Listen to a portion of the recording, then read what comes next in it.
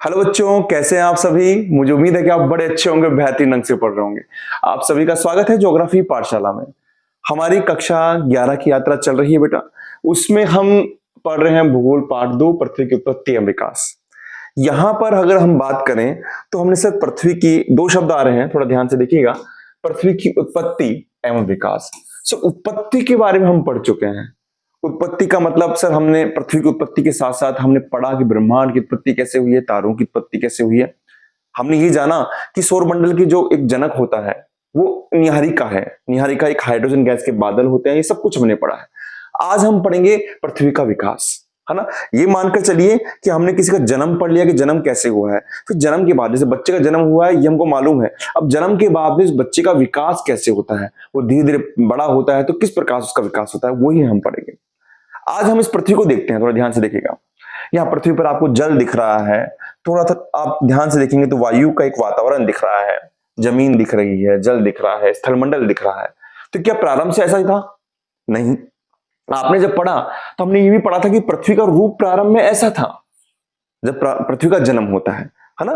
तो पृथ्वी का जन्म होता है तो पृथ्वी चट्टानी थी, ठोस थी, गर्म थी, लावा युक्त थी और वीरान ग्रह थी। यहां पर जीवन संभव नहीं था। लावा युक्त थी यानी अंदर से जो गर्मी थी, हीट थी, बाहर निकल रही थी। अब उस लावे पे आप रह सकते हैं क्या? हम उस वक्त थे? बिल्कुल नहीं थे, है ना। हम कोई सुपरमैन तो थे नहीं कि जो हम इस लावे पे रहेंगे। हम यहाँ इस वक्त जन्म ही नहीं था, न तो जीव का जन्म था, न कोई पौधों का जन्म था, किसी प्रकार का जन्म नहीं था, जीवन था ही नहीं इस वक्त।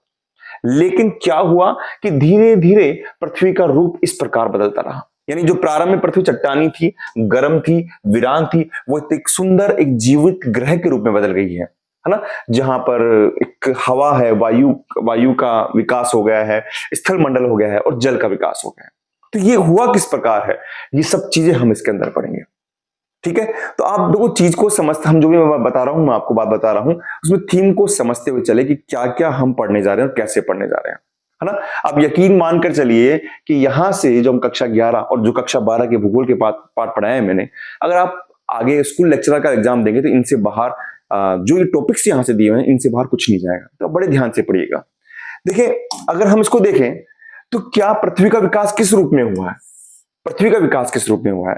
तो आपके एनसीईआरटी में एक लाइन दे रखी है, बड़ी शानदार लाइन दे रखी है। मैंने जब उसको पढ़ा तो मैंने समझा कि यहां से क्वेश्चन बन सकता है, और क्वेश्चन तो इतना अच्छा है कि आईएएस लेवल तक बन सकता है, कि पृथ्वी की संरचना परतदार है। पृथ्वी की संरचना परतदार है। परतदार का मतलब समझते हैं ना आप, कि एक परत के ऊपर एक परत, यानी किसी भी परत के ऊपर यहां का जो परत है, और एक परत आप मान लीजिए ये वाली परत है, थोड़ा ध्यान से समझिएगा। एक परत ये हो गई, यहां पर एक परत ये हो गई। तो किसी भी परत का पदार्थ समान नहीं है। परत कब बनी? जब पदार्थ का घनत्व अलग अलग रहा होगा। और हमने पढ़ा है कि जब ग्रहाणुओं का यानी ग्रहों का निर्माण हुआ है तो अलग अलग घनत्व के पदार्थ थे, वो उनका गुरुत्वाकर्षण अलग अलग था। तो यह पदार्थ का जो जमाव हुआ वो क्यों हुआ है अलग अलग? क्योंकि इनका घनत्व अलग अलग था। इनकी कुछ तरल थे, कुछ ठोस थे, इस कारण हुआ है। तो यहां पर पृथ्वी की संरचना परतदार है। बड़े ध्यान समझिएगा, आपके 9th और 8th में पढ़ चुके हैं।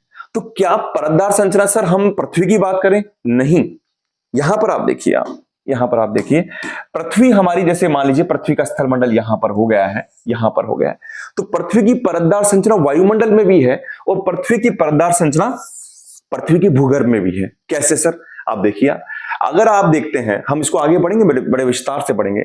आप देखते हैं, आपने 9th में 8th में पढ़ा होगा कि ऊपर की तरफ हम जाते हैं जहां पर पूरे मौसमी परिवर्तन होते हैं। हमारे जो 10 से 12 किलोमीटर के ऊपर का परिधि है धरातल से, उसको शोभ मंडल कहते हैं। उससे ऊपर समताप मंडल आता है, फिर एक परत मध्य मंडल आती है, एक अयन मंडल है, एक बाह्य मंडल है, यानी ऊपर भी परतें हैं।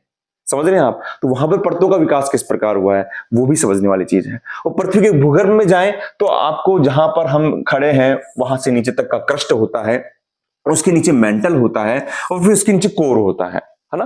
कोर यानी बाह्य कोर। तो यानी आपकी जो परतें हैं वो ऊपर भी है और नीचे भी है।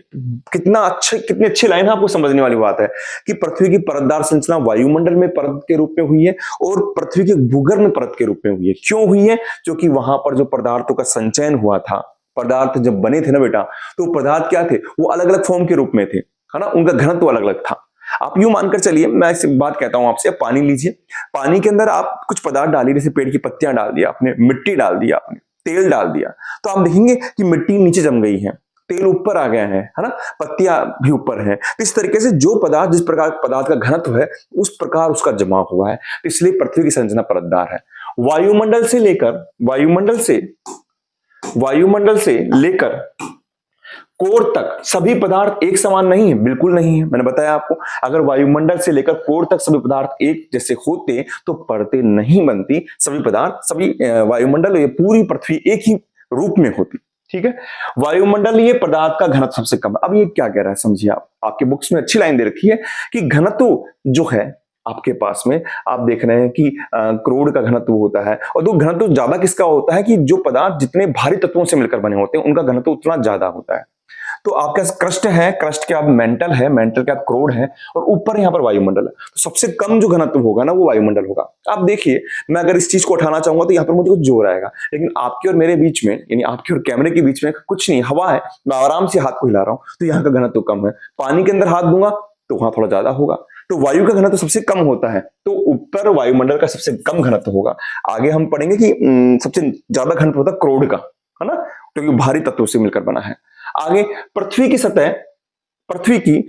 सतह से यानी यहां से और करोड़ तक का घनत्व अलग अलग है, वहां पर अलग अलग मंडल बने हुए हैं, जिसके बारे में हम पढ़ेंगे कि सब क्रस्ट क्या होता है उसके बारे में बड़े विस्तार से पढ़ेंगे। सर मेंटल क्या होता है ना, मेंटल यानी पागल नहीं, यहाँ पर मेंटल नाम दिया हुआ है, इसको परवार कहते हैं। यहाँ पर लिखा हुआ भी होगा परवार कहते हैं, यहाँ पर मेंटली लिखा हुआ है लेकिन हिंदी में इसको परवार कहते हैं। और नीचे करोड़ की बात करेंगे।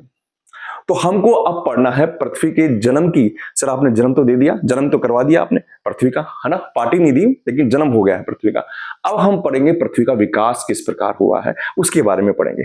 ठीक है, तो देखिए ये चित्र मुझे उम्मीद है आपको दिख रहा होगा।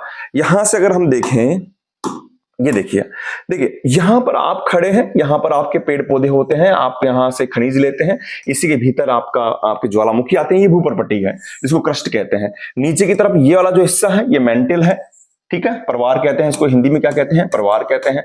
फिर करोड़ दो भाग में बटी हुई है, एक तो है आंतरिक करोड़, देखो कितना तप्त कितना गर्म है, दूसरा बाह्य करोड़ है ना, करोड़ जिसमें से बाह्य करोड़ द्रव अवस्था में होती है। ये चीजें हम आगे पढ़ेंगे। ये सब पृथ्वी की परतदार संरचनाओं का रूप है। तो यानी अब हमको क्या पढ़ना है समझिए आप, हमारी पृथ्वी का निर्माण कैसे हुआ है। सर पृथ्वी का निर्माण स्थल मंडल के रूप में हुआ है, स्थल मंडल के रूप में, यानी हम जहां पर खड़े हैं आप जानते हैं पेड़ पौधे हैं, आपके भवन हैं, आप जहां तक पानी लेते हैं भूमिगत जल लेते हैं वो भी आप स्थल मंडल से लेते हैं। आप जैसे मान लीजिए खनिज जो है वो भी यहाँ पर है। तो स्थल मंडल का जन्म कैसे हुआ, किस प्रकार से उसका विकास हुआ, जो गर्म तप्त जो आपकी पृथ्वी थी उसका जन्म कैसे हुआ, फिर उसका स्थलमंडल में विकास कैसे हुआ, विभिन्न परतें कैसे बनी ये पढ़ेंगे। वायुमंडल कैसे बना, वायुमंडल के अंदर हम पढ़ेंगे कि सर क्षोभ मंडल है, समताप मंडल है, इनका विकास कैसे हुआ, इनकी क्या क्या विशेषता है, ये सब कुछ हम पढ़ेंगे। और फिर जलमंडल के बारे में हम पढ़ेंगे। आप भूगोल की दिखेंगे ना आप किताब को, तो ये पूरी इकाइयां यूनिट बना रखी, स्थलमंडल, वायुमंडल और जलमंडल। और अगर आपने 9th 8th में पढ़ा होगा कि अगर हम वायुमंडल को और स्थलमंडल को, वायुमंडल को, स्थलमंडल को और जलमंडल को मिला दें और जीव की उत्पत्ति हो जाएगी ना जब, तब ये क्या बन जाएगा, जैवमंडल बन जाएगा। ये क्या बन जाएगा, जैवमंडल बन जाएगा। तो हम सब चीजें विस्तार से पढ़ेंगे, किस प्रकार से स्थलमंडल का विकास हुआ है, किस प्रकार से वायुमंडल का विकास हुआ है, किस प्रकार से जलमंडल का विकास हुआ है, और किस प्रकार से आप और हमारी उत्पत्ति हुई है। हम कल्पना तो नहीं करते हैं, अपने पुराणों में लिखा हुआ है कि ब्रह्मा जी के द्वारा हमारी उत्पत्ति हुई है। तो ये सब चीजें जो हमारी पुराणों में लिखा हुआ है वो चीज क्या है, और जो वैज्ञानिक रूप से क्या है, वो हम सब चीजें हम इसके अंदर पढ़ेंगे, इस चैप्टर्स के अंदर, लास्ट के अंदर। तो मुझे उम्मीद है कि आपको ये चीज समझ में आई होगी। नेक्स्ट वीडियो में पढ़ते हैं हम स्थल मंडल का विकास कैसे हुआ है। आप अपना ध्यान रखिए, पढ़ते रहिए, मिलता हूं मैं आपके साथ नेक्स्ट क्लास में। थैंक यू बेटा।